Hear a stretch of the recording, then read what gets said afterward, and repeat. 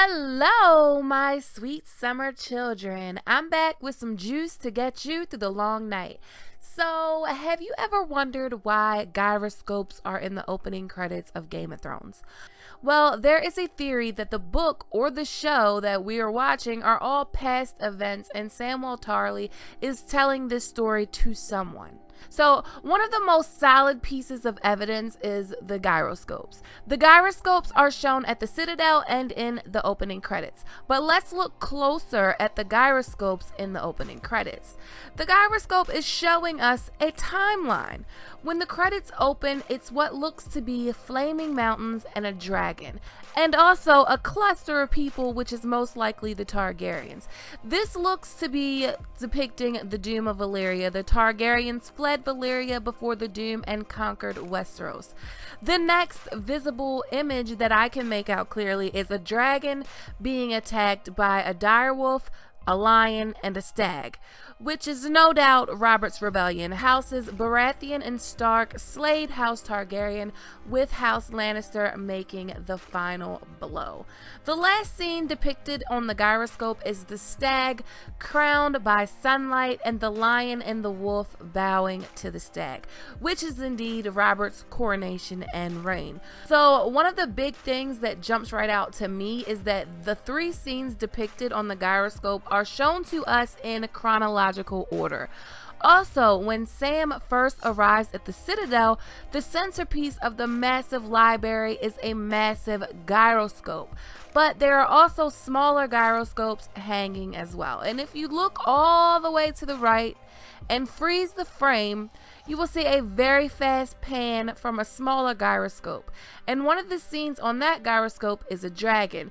It could be the dragon from the opening credits, but if you look at the main gyroscope, the actual centerpiece in the Citadel, you can also see somewhat of a scene. You can definitely make out a dragon. So all of these blades that are on this gyroscopes have different scenes on them. And the ones in the opening credits definitely seem to be telling a story in chronological order.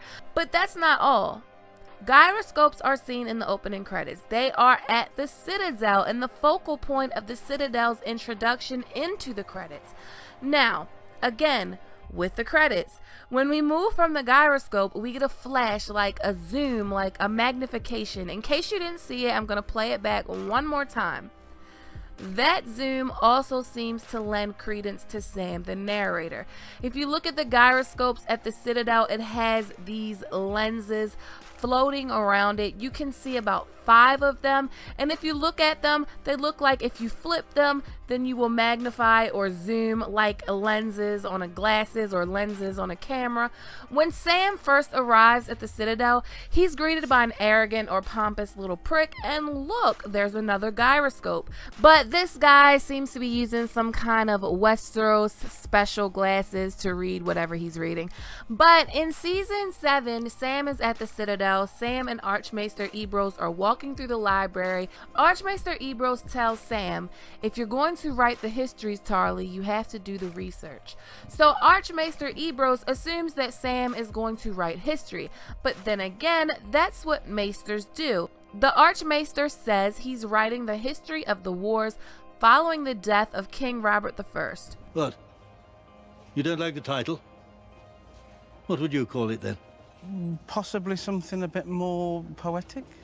The wars he is speaking of is where we are currently at in our story, or almost where we started. The War of 5 Kings and the War of 2 Queens. After Robert's death, we had the War of 5 Kings between Robb, Renly, Stannis, Joffrey, and Balon. Joffrey was the winner of this war, but he didn't live long after his victory. Tommen was crowned, he died, Cersei was crowned, and Daenerys arrived on the shores of Westeros and began the War of 2 Queens. I just named it that because I don't have another name for it. So the War of 2 Queens is Daenerys versus Cersei, but the Great War is on the horizon. So Archmaester Ebrose is writing of these wars, and Sam doesn't seem to like the title. So Sam says he would name the book something different, something a bit more poetic. The title of the book series that Game of Thrones is based on is a very poetic title. The title is A Song of Ice and Fire. I can't think of a more poetic title, actually. Robert Frost, a famous poet, wrote a poem called Fire and Ice. And George R.R. Martin admits to being inspired by this poem. Here's a quote from him. "People say I was influenced by Robert Frost's poem, and of course I was." So, admittably, George got his title from a poem. A Song of Ice and Fire is poetic, and if Sam was to write a book, he would give it a poetic title. Also, it's foreshadowed a little in the books for Sam to become a writer. Sam loves to read. He loves it. It's his favorite thing, probably besides tumbling Gilly. But Sam really doesn't want to go to the Citadel. In a conversation with Jon, Sam tells Jon that he likes Armor's stories. Armor is a ranger of the Night's Watch. He's teaching Sam archery, and he tells Sam all kinds of crazy stories. And Sam says someone needs to write them down and put them in a book. Jon tells Sam to do it. Most of Sam's stories, he's immersed in one book or another, or telling some long, drawn-out story that people just want to hear the end of quickly. With A Song of Ice and Fire, the books are all written strictly in third person with character point of views as chapters.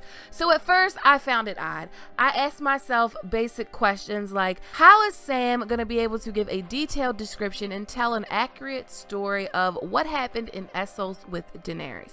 He has never even met Daenerys. Or how would Sam be able to tell an accurate story of Catelyn Stark, whom he never met, or other people that he never met? And the only way to explain it would be Bran. Bran and Sam have a friendship, and Bran could fill Sam in on things that he doesn't know. Also, Jorah Mormont and Sam are friends. Jorah could give Sam some background on Daenerys, possibly, but eventually Sam and Daenerys are going to meet anyway. But let's just say Bran is the failsafe. Bran can tell him anything he needs to know. Then I asked myself another question. So who is Sam telling this story to? A lot of people say that he's telling the story to baby Sam, and maybe, but I don't think so. I think Sam may be telling the story to a little baby dragon, or a little baby wolf, or dragon wolf, or maybe little Sam. We'll see, but a lot of people have theorized that the ending will be a flash forward to old Sam that will be played by George R.R. Martin reading a book to someone. Who that someone is up for debate. What do you think? I'm curious to know, do you think Sam is narrating this story or not? I'm on the fence about it. I see all the clear evidence and I can't deny it, but I don't really like it. As always, thanks for watching this video. If you like videos like this, then please give this video a thumbs up. You can connect with me on these social media. Please click that subscribe button and hit that notification bell and join the Sweet Summer family. Okay, my sweet summer children, have a good day.